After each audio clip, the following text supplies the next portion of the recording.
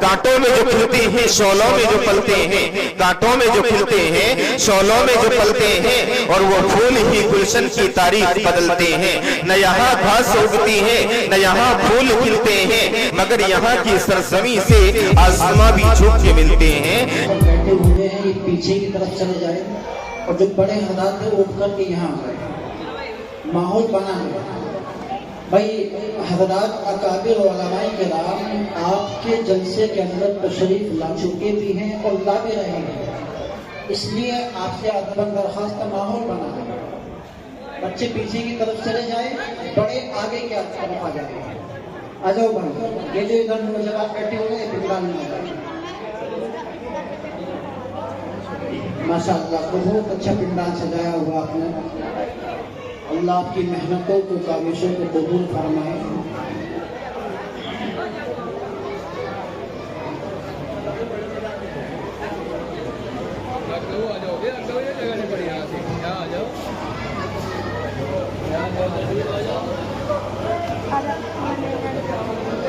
اور جو حضرات ابھی اپنے گھروں میں تشریف فرما ہیں اور جلسے کے اندر ابھی تک تشریف نہیں لائے ہیں، ان سے بھی ادب درخواست ہے وہ فوراً اپنے جلسہ کے اندر تشریف لے آئے۔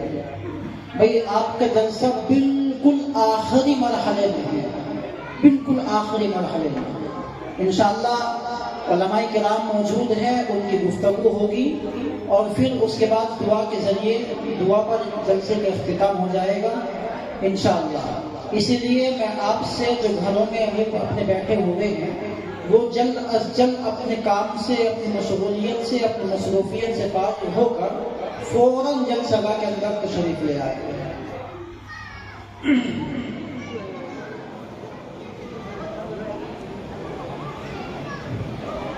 بسم اللہ الرحمن الرحیم۔ الحمد للہ نحمده ونستعینه ونستغفره ونؤمن به ونتوکل علیہ ونعوذ باللہ من شرور انفسنا ومن سیئات اعمالنا، من يهده الله فلا مضل له ومن يضلله فلا هادي له، ونشهد أن لا إله إلا الله وحده لا شريك له، ونشهد أن سيدنا وحبيبنا وشفيعنا وسندنا محمدا عبده ورسوله، أما بعد فقد قال الله عز وجل في القرآن الكريم: أعوذ بالله من الشيطان الرجيم، بسم الله الرحمن الرحيم، والضحى والليل إذا سجى، وقال الله تعالى في موضع آخر: واتقوا يوما لا تجزي نفس عن نفس شيئا ولا يقبل منها عدل ولا تنفعها شفاعة ولا هم ينصرون، وقال الله تعالى في موضع آخر: يا عبادي الذين أسرفوا على أنفسهم لا تقنطوا من رحمة الله إن الله يغفر الذنوب جميعا إنه هو الغفور الرحيم۔ عن ابن عمر رضي الله عنهما قال: قال رسول الله صلى الله عليه وسلم: قص الشوارب وعفو اللحى، أو كما قال صلى الله عليه وسلم۔ داڑھی کا رکھنا یہ مانا ہے مشکل، مگر داڑھی کا رکھنا یہ مانا ہے مشکل، مگر روز محشر آقا نے پوچھا اگر۔ داڑھی کا رکھنا یہ مانا ہے مشکل، مگر روز محشر آقا نے پوچھا اگر، میری صورت میں تجھ کو کیا نقص آیا نظر، میری صورت میں تجھ کو کیا نقص آیا نظر، کیا کہے گا بتا تو جواباً وہاں، آج کے نوجوان سن لے میری فغان، چاند سے تشبیہ دینا یہ کہاں کا انصاف ہے، چاند سے تشبیہ دینا یہ کہاں کا انصاف ہے، چاند میں چھائیاں مگر میرے نبی کا چہرہ صاف ہے۔ بزرگان محترم، عزیزان گرامی، سامعین قدر کرام اور پردہ نشین اسلامی خواتین، میری مائیں اور بہنیں، میں نے آپ حضرات کے سامنے قرآن مقدس کی آیت کریمہ پڑھی ہے۔ چند آیت کریمہ آپ کے سامنے تلاوت کی ہے۔ اس مختصر سے وقت میں انہی کا ترجمہ اور انہی کی تھوڑی سی وضاحت کر کے اپنی بات کو سمیٹ لوں گا۔ آپ دعا فرما لیں، اللہ مجھے صحیح کہنے اور اس پر ہم سب کو سن کر کے عمل کی توفیق عطا فرمائے۔ بزرگان محترم، اللہ رب العزت والجلال نے فرمایا وَالضُّحَىٰ وَاللَّيْلِ إِذَا سَجَىٰ۔ ان آیت کریمہ کے اندر اللہ تبارک و تعالیٰ نے اپنے حبیب کی شان کو بیان فرمایا،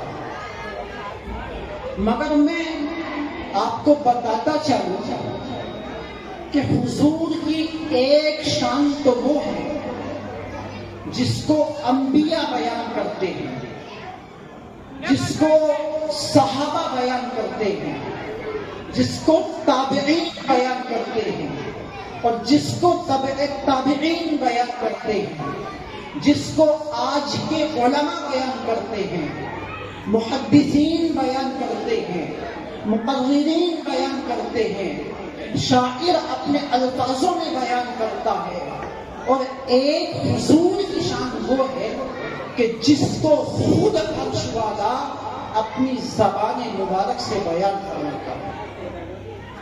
اس لیے میں آج چاہتا ہوں اور میری طبیعت نے تقاضا کیا کہ آج اس پروقار اجلاس میں اور علماء کی موجودگی میں شان مصطفیٰ بیان کی جائے، لیکن انداز بیان انوکھا ہو، انداز بیان اچھوتا ہو۔ آج کا عنوان شان مصطفیٰ ہو، مگر زبان خدا کی ہو اور شان مصطفیٰ کی ہو۔ اسی کے بارے میں نے آپ حضرات کے سامنے قرآن کریم کی تلاوت فرمائی ہے۔ اللہ رب العزت والجلال نے انہی آیتوں میں اپنے حبیب کی شان کو بیان کرتے ہوئے ارشاد فرمایا وَالضُّحَىٰ، مجھے چاشت کے وقت کی قسم۔ چاشت کا وقت کس کو کہتے ہیں؟ آپ تمہیدی طور پر پہلے اس بات کو سمجھیں۔ چاشت کا وقت اس وقت کو کہتے ہیں کہ جب صبح کے وقت میں سورج طلوع ہو کر کے اور سورج نکل کر کے چلتا ہے اور اپنی روشنی کو پھیلاتا ہوا پورے کے پورے عالم کو منور کر دیتا ہے، اور اپنی روشنی سے دنیا کے در و دیوار کو چمکا دیتا ہے، اور دنیاوی کاروباری لوگ اپنے کاروبار پر نکل جاتے ہیں، دکاندار دکانوں پر نکل جاتے ہیں، کاشتکار اپنی کھیتی باڑیوں میں مشغول ہو جاتے ہیں، اور اسی طرح ملازمت کرنے والے لوگ، دفتری لوگ جو جاب کرتے ہیں، وہ اپنے دفتری کاموں کو انجام دینے لگ جاتے ہیں، اور سورج نکل کر کے صبح کے وقت میں اپنی روشنی کو پھیلاتا ہوا چلا جاتا ہے۔ اسی چاشت کے وقت کو چاشت کا وقت کہتے ہیں، اور اسی صبح کے وقت کو چاشت کا وقت کہتے ہیں۔ میرے بھائیوں، اسی چاشت کے وقت کی قسم کھا کر اللہ نے بیان فرمایا اور بتایا اہل مکہ کو، بتایا اہل قریش کو، بتایا اہل باطل کو، اور میں آپ کو اشارہ دے رہا ہوں اگر آپ سمجھ سکے تو، بتایا ان لوگوں کو کہ جنہوں نے ابھی چند روز پہلے، ابھی زیادہ دن نہیں گزرے، آئی لو محمد صلی اللہ علیہ وسلم کا بینر لگانے والوں پر مقدمہ لگا۔ بتایا اللہ نے ان لوگوں کو کہ لوگوں سنو، اہل باطل سنو، اے میرے نبی کے راستے میں آنے والوں سنو، اے میرے نبی کے ماننے والوں کے راستے میں آنے والوں سنو، جس طرح صبح کے وقت میں آسمان کا آفتاب نکلتا ہے اور وہ نکلتا ہوا اپنی روشنی کو پھیلاتا ہوا عام کرتا ہوا چلا جاتا ہے، اور اس کی روشنی کے سامنے کوئی آنکھ سے آنکھ ملانے کی طاقت نہیں رکھتا، جب اس کی روشنی بڑھتی ہے تو بڑھتی چلی جاتی ہے، جب اس کی روشنی پھیلتی ہے تو پھیلتی چلی جاتی ہے۔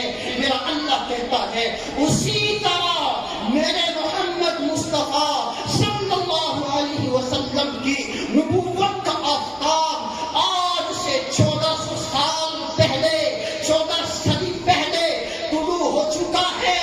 جس طرح سے آسمان کا آفتاب نکلنے کے بعد بڑھتا چلا جاتا ہے، اسی طرح میرے نبی کی نبوت کا آفتاب بڑھتا چلا جائے گا، اس کی روشنی پھیلتی چلی جائے گی، اس کی روشنی بڑھتی چلی جائے گی، اور وہ روحے عالم پر روشنی بن کر کے چمکے گا، کبھی فرعون کی چوٹیوں پر چمکے گا، کبھی غار ہیرا میں چمکے گا، کبھی غار ثور میں چمکے گا، کبھی مکے کی گلیوں میں چمکے گا، کبھی ابو بکر کے گھر میں چمکے گا، کبھی عمر بن خطاب کی قسمت پر چمکے گا، اور کبھی اپنے ہر ایک امتی کے دل کے اندر کمال عشق کی، کمال محبت کی تصویر بن کر کے چمکے گا۔ جب وہ چلے گا تو آگے سے آگے بڑھتا چلا جائے گا۔ اے اہل قریش، اے اہل مکہ، اے اہل باطل، اے آج کی 14 صدی کے بعد کے اس دور میں جنم لینے والوں جو نبی کے ماننے والوں کا راستہ روکتے ہیں، سنو، اگر تمہارے اندر ہمت ہے، طاقت ہے تو روک کر کے دکھاؤ، آسمان کے آفتاب کو روک کر کے دکھاؤ، اس کی روشنی کو۔ جنہوں نے نبی کی نبوت کو مانا ہے، ہمیں شکوہ ان سے ہے جو نبی کی محبت کا دعویٰ کرتے ہیں لیکن ثبوت ان کے پاس نہیں۔ ہمیں شکوہ ان سے نہیں ہے، ہمیں شکوہ ان سے ہے جو نبی سے محبت کا دعویٰ کرتے ہیں۔ ارے نبی سے محبت کیسی محبت ہے؟ اگر دعویٰ کرتے ہو تو ثبوت بھی دکھاؤ۔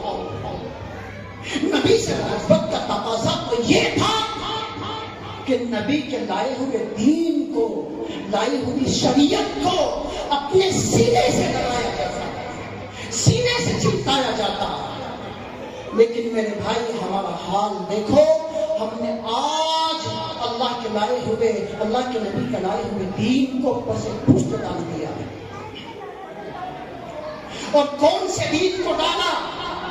جس دین کی خاطر میرے نبی نے مکے کی گلیوں میں ظلم و ستم کے پہاڑ سہے، جس دین کی خاطر میرے نبی کو طائف کی وادیوں میں ستایا گیا، اور اتنا ستایا گیا، اتنے پتھر مارے گئے مسلمانوں، میرے نبی کا مبارک بدن خون سے خون سے تر ہو گیا۔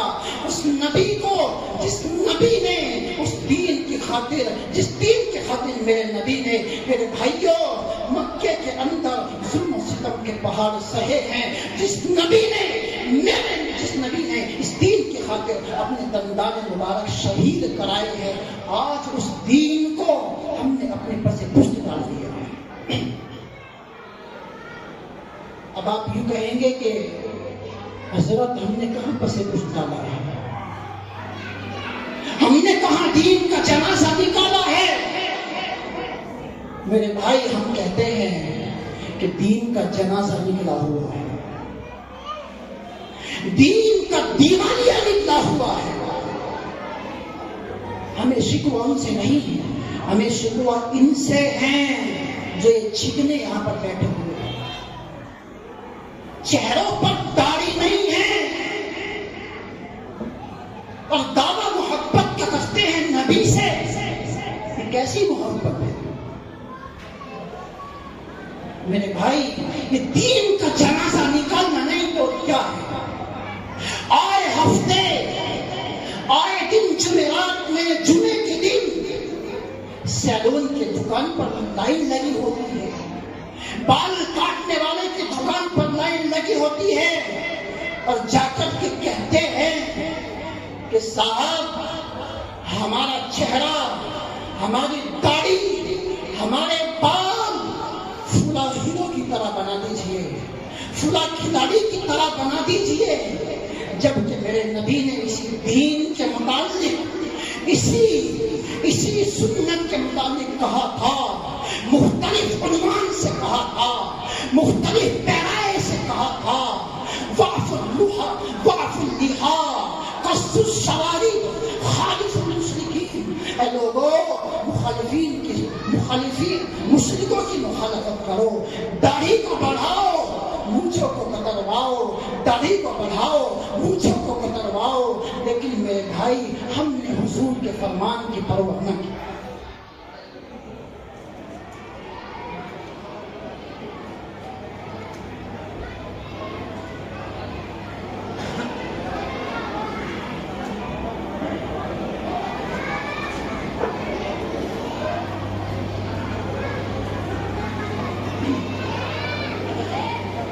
یہاں بیان سننے کے لیے آئے ہو نا، تو بیان سنا۔ میرے بھائی یہ دین کا جنازہ نہیں تو کیا ہے؟ اور اگر ان سے پوچھا جائے کہ بھائی آپ نبی کے دین کی سنت کا جنازہ کیوں نہیں کرواتے ہو، کیوں نالیوں کے گٹر میں بہا رہے ہو، تو یہ کہتے ہیں کہ میاں ہماری بیوی ناراض ہوتی ہے، ہماری گرل فرینڈ ناراض ہوتی ہے، اور اللہ کے بندوں اللہ کے نبی کی سنت کے لیے اس ناپاک رشتے کو بڑھاوا دیتے ہیں، گرل فرینڈ بوائے فرینڈ کے رشتے کو بڑھاوا دیتے ہو حضور کی سنت پر۔ خدا کی قسم اگر اسی حالت میں خدا نہ خواستہ موت آ گئی تو بتاؤ میرے بھائیو کس کی ماں کو ماں کہو گے؟ کیسے نبی کے سامنے چہرہ دکھاؤ گے؟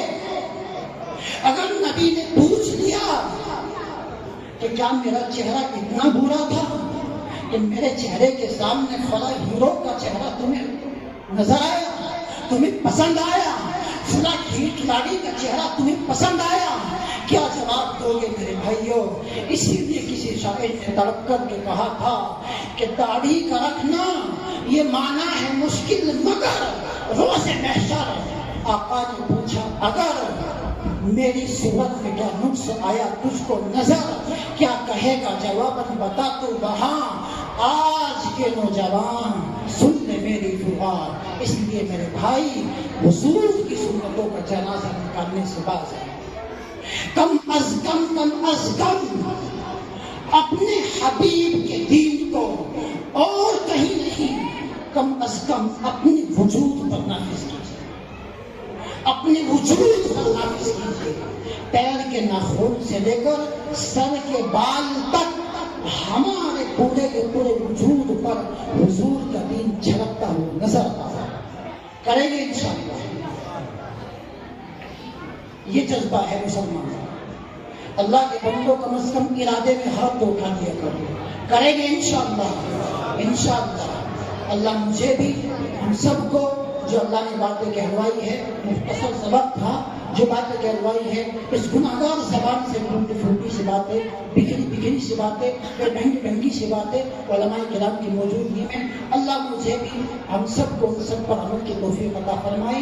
ایک شعر کہہ کر اپنی بات کو ختم کرتا ہوں کہ حیا نہیں ہے زمانے کی آنکھ میں باقی، حیا نہیں ہے زمانے کی آنکھ میں باقی، خدا کرے کہ تیری جوانی رہے بیدار، وما علینا الا البلاغ۔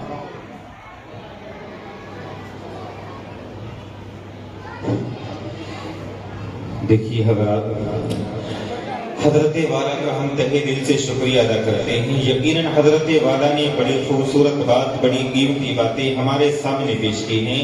یقیناً یہ وہ جذبات تھے جو حضرت کے دل میں اٹھ رہے تھے، کچھ جذبات آپ کے سامنے پیش کیے ہیں جو آج کل یہ ساری چیزیں دیکھنے میں آ رہی ہیں، اور جو سب کچھ آپ کے سامنے، آپ کو آنکھوں کے سامنے سب کچھ ہو رہا ہے، یہ ساری چیزیں دیکھ کر کے بزبان یہ کہنا پڑتا ہے کہ آج مسلمان محمد عربی صلی اللہ علیہ وسلم سے محبت کا دم تو بھرتے ہیں، لیکن حقیقی معنی میں، صحیح معنی میں مسلمان نظر نہیں آتے ہیں۔ صرف یہ کہہ دینا